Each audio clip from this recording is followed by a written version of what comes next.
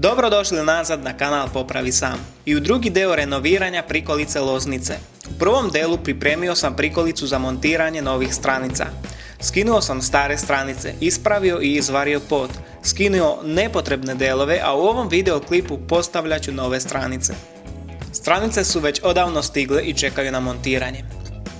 Palete će poslužiti kao dodatni držač za početak postavljanja stranice.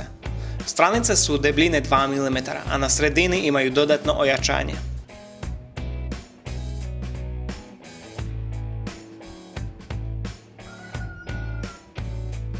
Stranice su na sredini spajane, a između se nalazi flah debljine 5 mm.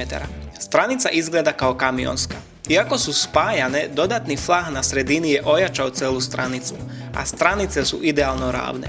Stranice nisu punktovane, već izvarene. Ovom prilikom htio bih da pohvalim firmu Kosanović Metal na odrađenom poslu. Pogledajte i njihov sajt, imaju svu prateću opremu za prikolice, izrađuju stranice po meri, a također i remontuju prikolice.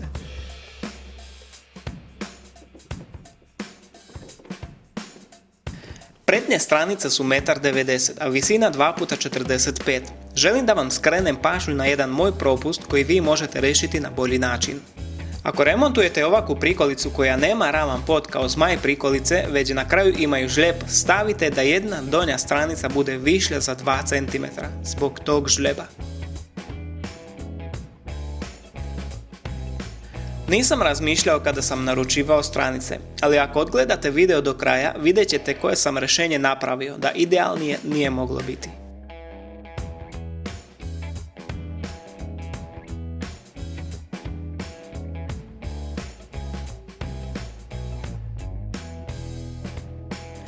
U suštini, ako bi stavio i ta 2 cm, opet bi morao nešto da dorađujem zbog diftovanja same stranice, tako da na moju sreću ovako je dobro ispalo.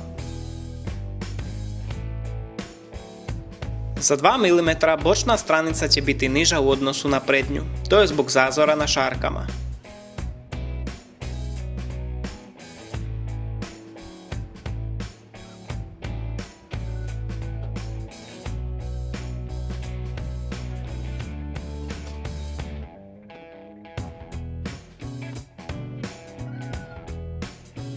Na svaku stranicu stavit ću zazor po 2 mm. Isekao sam lim po dužini i stavio između. Ovo je i dalje samo pripremni deo dok ne stavim stubove.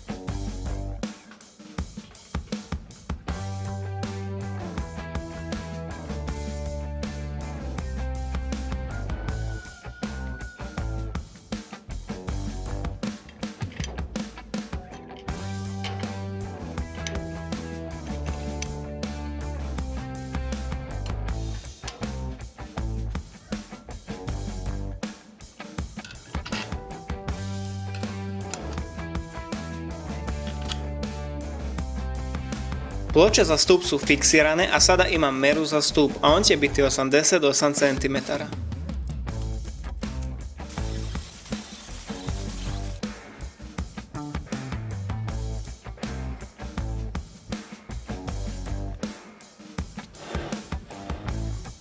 Kada sam izeftao stup, obeležim liniju za rupe i onda ceo stup skinem dole radi bušenja rupe za šraf i kompletnog zavarivanja.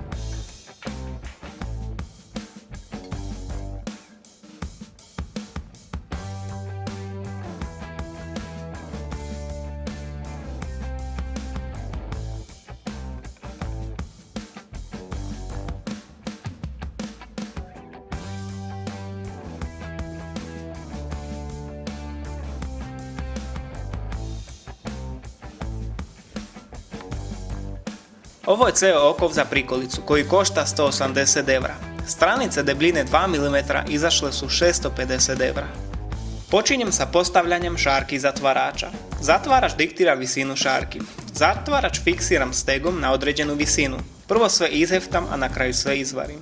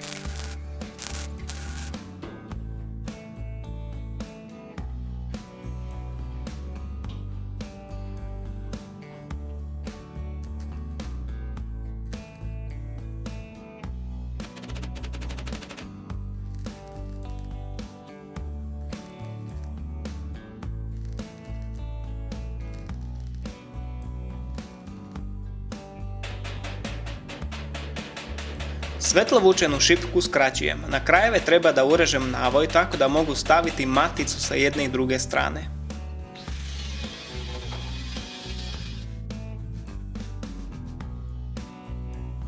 Šta sada radim? Morat ću dodati kutiju 20x50 mm na stranicu. Zbog toga ofarbat ću osnovnom bojom delove koje neću moći ofarbati.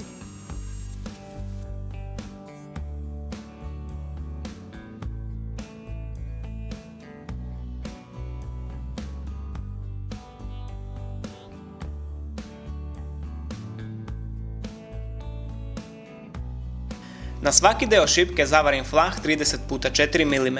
Neko ne stavlja ovo jačanje, a dešava se da se otkine uvo tako da se pocepa lim od stranice. Kada se stavi flah, skoro nemoguće je otkinuti uvo od lima, tako da sam stavio ovo dodatno ojačanje.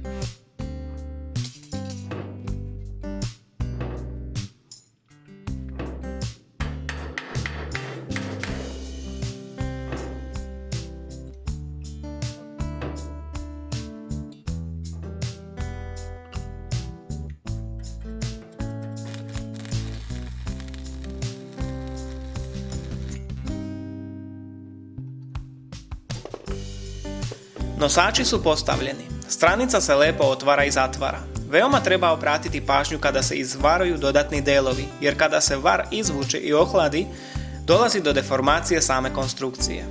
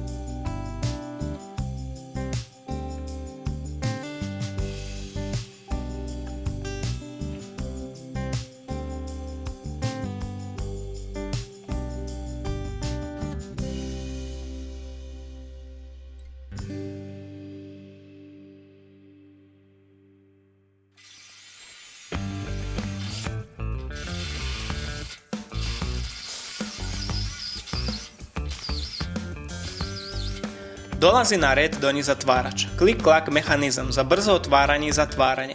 Potrebno je izbušiti rupu fi 20 mm. Za bušenje koristim jelkicu do 22 mm. Na tačno određenoj dužini obeležio i izbušio rupu. Veoma je važno da deo koji se nalazi na svetlo vučenoj šipki bude pod blagim uglom. Sada prelazim na drugu stranu. Prvo sa velikom macolom izravnavam sam pod, jer za same nosače poželjno bi bilo da budu ravni. Na jednu stranu mogu da budu uvučeni, ali ako budu uvučeni kontra, uši na stranici će glaviti pri zatvaranju i otvaranju.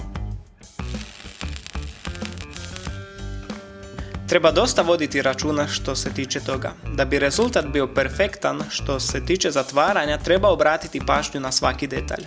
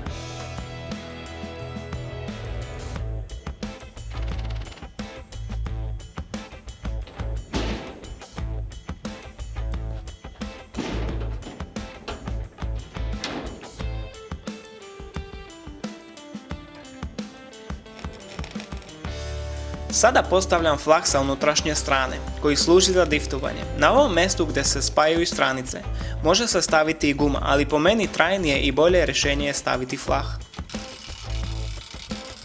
Flah je veličine 30x2 mm, bit će izvaren sa spoljnje i unutrašnje strane.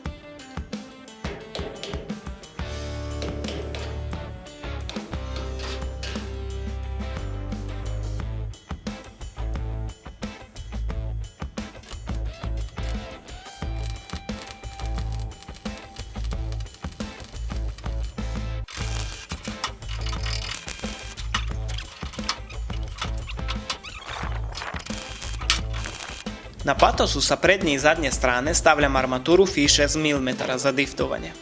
I to bi bilo to u ovom delu videoklipa. Nastavak pogledajte u trećem delu. Ostalo je ponegdje izvariti, a onda pripremiti celu prikolicu i šasiju za farbanje. Tako da se vidimo u nastavku. Ako vam je sadržaj na kanalu Popravi sam koristan, zapratite kanal, pišite komentare i delite videoklip. Ako želite podržati kanal Popravi sam, odgledajte reklamu koja će se pojaviti posle videoklipa. Hvala vam na tome. Također rad kanala možete podržati donacijom preko PayPal računa. Pozdravljam i vidimo se u trećem delu remonta prikolice. Svako dobro!